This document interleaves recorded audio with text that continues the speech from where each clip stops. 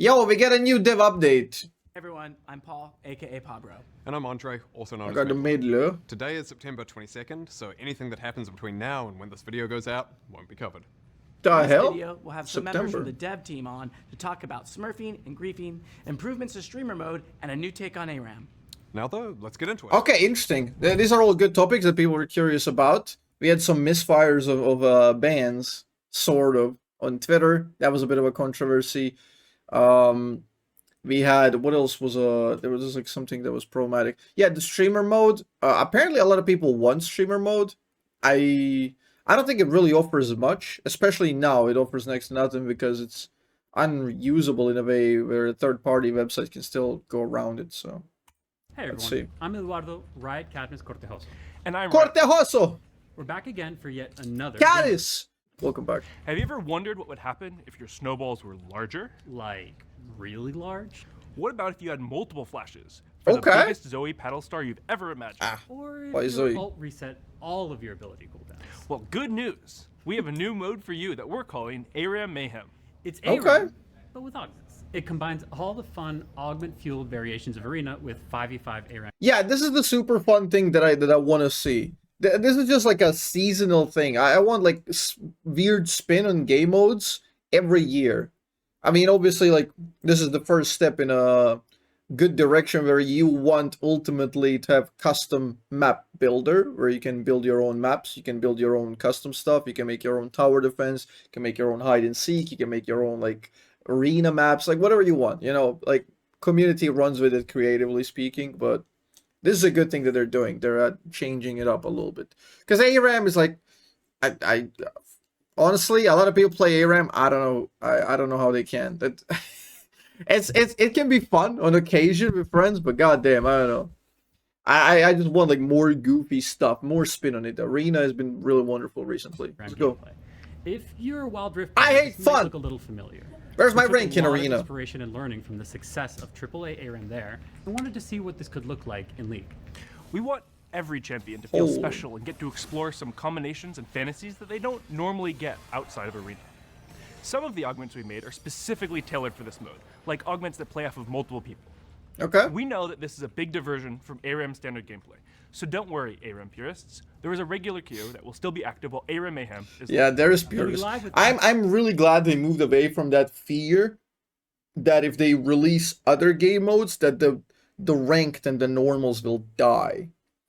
I think like it just adds to the beauty and the variety of the game modes. It's not like ranked is gonna die by you adding a fun game mode. Like let's be real. People will be addicted to ranked forever. That's just how it is. People do that all the time. Just you releasing like Brawl is not gonna kill the purists in ARAM. Patch 2521, so look forward to some mayhem coming to the bridge soon. Before we go, we wanted to close the loop on map rotations. For Season 2, we introduced 2 new ARAM maps, Coastion's Crossing and Butcher's Bridge. Originally, our intent was to turn them off after Season 2 was over, but we saw a lot of feedback from many Yeah, of you asking I to like keep this them around. idea. So we're making them permanent. Good. And we also want to quickly touch on map performance. We've seen some of you mention that you've been experiencing some issues across the different maps. We've been working on a handful of improvements, some of which went live in 2519, with some more scheduled across the next few patches. Okay. That said, if you have any more performance issues, let us know. And that's it for us for now. Check out the blog for some more information on the mode, and we'll see you causing mayhem in ARAM. Good. Hey everyone, I'm Riot Froxon, And I'm just a capybara. and we're back today to talk more about what we've been doing to tackle smurfing, how it's been going, and what we'll be doing Okay, today. here we go. In the last dev update, we talked about how we were going to start taking additional action Hello, against Nami. accounts that engage in the 2 most common smurfing behaviors we see, boosting and hitchhiking. As of patch 2518, we've started taking action against accounts that do this stuff. So far, we believe we're hitting our targets, with an over 99% accuracy 99. rate over more than 10,000 cases. Yeah, I want to see if they say anything about the Desperate Nasus fiasco that happened on Twitter. What happens with that one? We're taking this a bit slow to make that a sure one that we don't percenter? wrongfully punish anyone, but we expect to ramp this up to more than 10x in the coming weeks and months. Holy. Big thanks to all of you at home. Your reports have helped us identify these accounts so we can punish them accordingly. Damn, Another you thing guys snitching. You guys are snitching at home. Unreal. Talked about in the last dev update was how we were going to crack down on accounts that were being purchased, sold, or shared. We're doing this in a phased approach to make sure our bans are accurate as we go.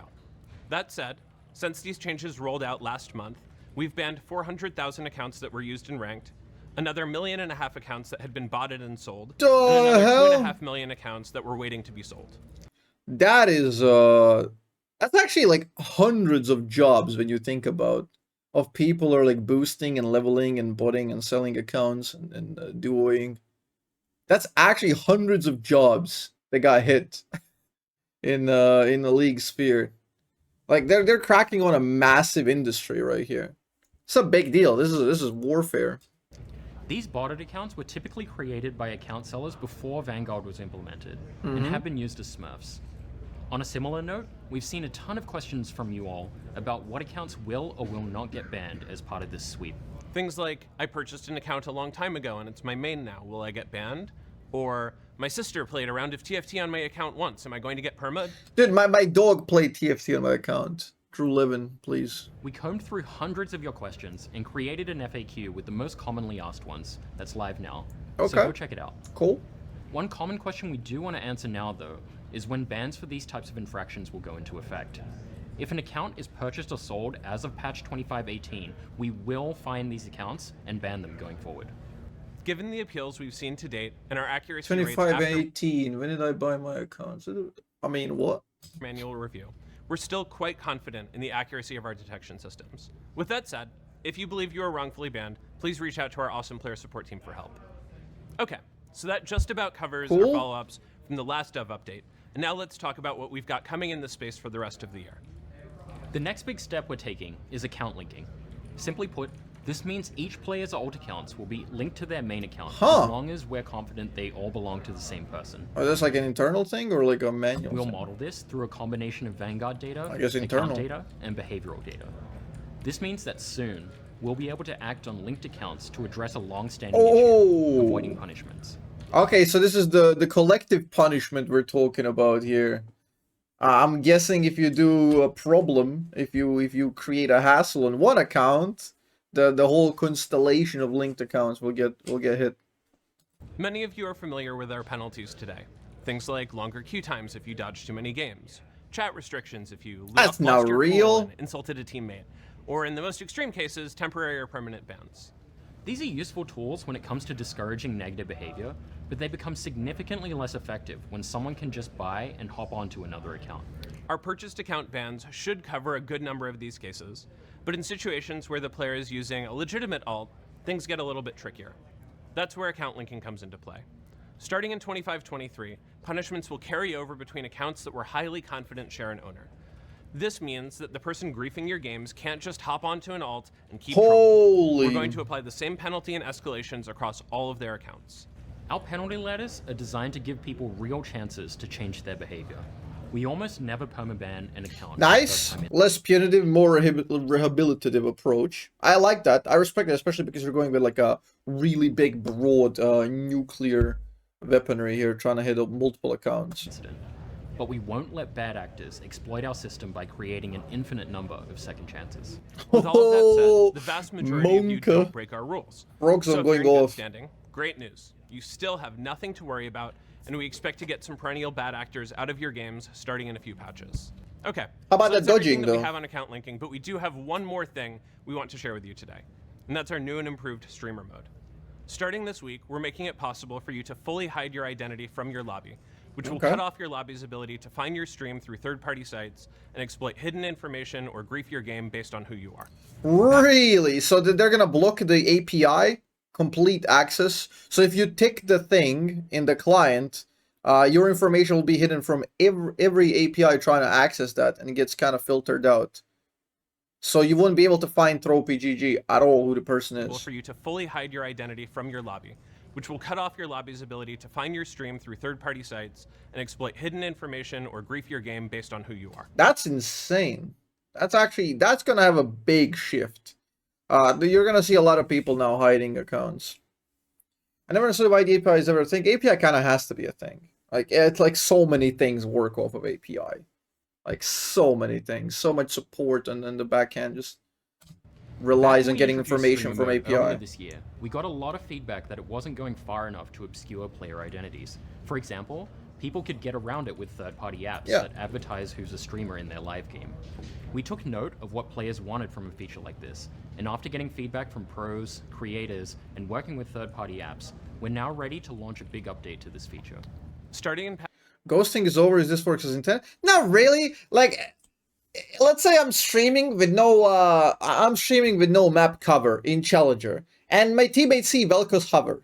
Like, does it matter whether that says in the loading VelKoz or Azzapp? I don't think it fucking matters. They will just, if they want a ghost, they will just open up Twitch TV and still ghost.